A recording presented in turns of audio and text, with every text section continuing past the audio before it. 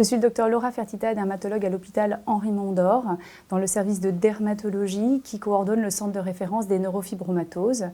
Nous coordonnons ce centre qui comporte plusieurs types de neurofibromatoses et en particulier dans le service, nous prenons en charge les neurofibromatoses de type 1. La neurofibromatose de type 1 est une maladie génétique qui peut être soit héritée de l'un des deux parents, soit arrivée chez le patient pour la première fois. On parle alors de forme sporadique. C'est une maladie qui se déclare dès le plus jeune âge. Le diagnostic est souvent posé à l'âge pédiatrique, donc chez les enfants. C'est une pathologie qui se caractérise par le développement de tumeurs, que ce soit des tumeurs bénignes ou des tumeurs malignes, donc des cancers.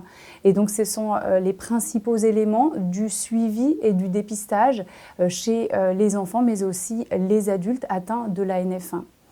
À l'âge pédiatrique, le suivi va être celui de la croissance en taille, en poids, du développement également neuropsychologique, s'assurer qu'il n'y ait pas de retard des apprentissages par exemple. On va également suivre les yeux avec une consultation ophtalmologique très régulière.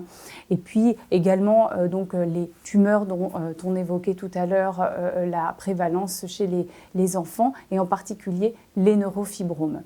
À l'âge adulte, on va surveiller les mêmes éléments dans une fréquence un peu différente. On va surtout dépister chez les adultes le développement de tumeurs malignes, c'est-à-dire de cancers, soit des cancers propres à la NF1, soit des cancers qui sont plus fréquemment retrouvés chez ces patients, en particulier le cancer du sein chez la femme, dont on va le dépister plus précocement que dans la population générale.